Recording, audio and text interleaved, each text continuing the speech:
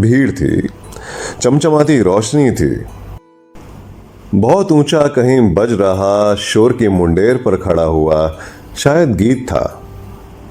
और इस सब के बीच एक स्वच्छंदता से लोग जाम से जाम टकरा रहे थे, बातें कर रहे थे। हमें लगा जैसे मानो हम गांधी जी का प्रतिनिधित्व करते हुए वहां आ गए, क्योंकि हमने तो बहुत ही साधारण से कपड़े पहने हुए थे। मगर ध्यान आया कि यहां किसी को किसी की नहीं पड़ी है, सब अपने में ही व्यस्त हैं।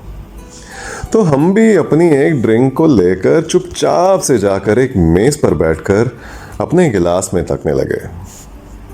गोपाल को कोई मित्र दिख गए तो उनसे दुआ सलाम करने चला गया। और हम खिड़की के बाहर की सड़क, जिस पर कई थके हारे लोग घर की ओर जा रहे थे दुनिया में बसने के लिए, और उनके पीछे के समुद्र को देख रहे थे जो हर बार लहरें मारता था और उसके हाथ सिर्फ एक मुट्ठी भर रेत ही आती थी। ऐसे बैठे बैठे अचानक पीछे की मेज से कुछ बातों की आवाज सुनाई देने लगी। मुड़कर देखना शालीनता ना होगी, इसलिए चुपचाप अपने गिलास के साथ बैठा रहा। नजर उठाकर देखा, गोपाल अभी भी उन मित्रों के साथ वार्तालाप में व्यस्त था और पीछे की बातचीत में एक रुचि आने लगी। पीछे बैठी हुई देवी जी अपने किसी मित्र से बता रही थी कि कैसे 2 हफ्ते पहले उनका थैला गुम हो गया था, या यूं कहें कि बदल गया था, या शायद किसी ने बहुत चालाकी से बदल दिया था। हमारी सांस अटक गई। अरे इनकी ही ट्रॉली हमारे साथ बदली थी। और ज्यादा एकाग्रता से सुनने लगे हम।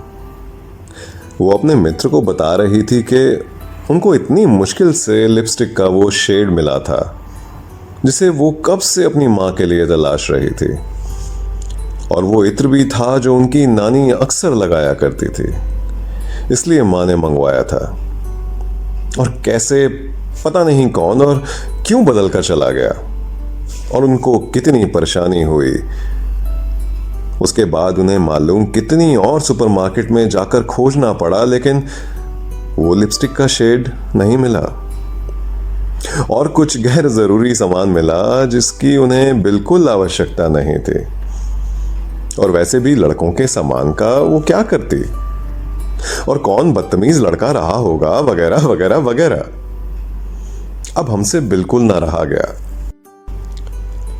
तो हमने कुर्सी को हल्का सा सरकाया और खिड़की के शीशे में उनका प्रतिबिंब देखने की कोशिश करी।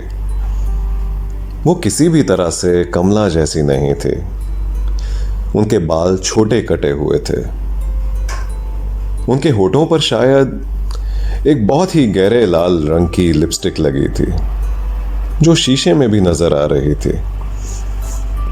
उनके कपड़े बिल्कुल ही आधुनिक थे, और उनके एक हाथ में सिगरेट और दूसरे में जाम था, और उनकी हंसी में एक बहुत ही बेखौफ स्वच्छंदता थी जो कमला से बिल्कुल अलग थी।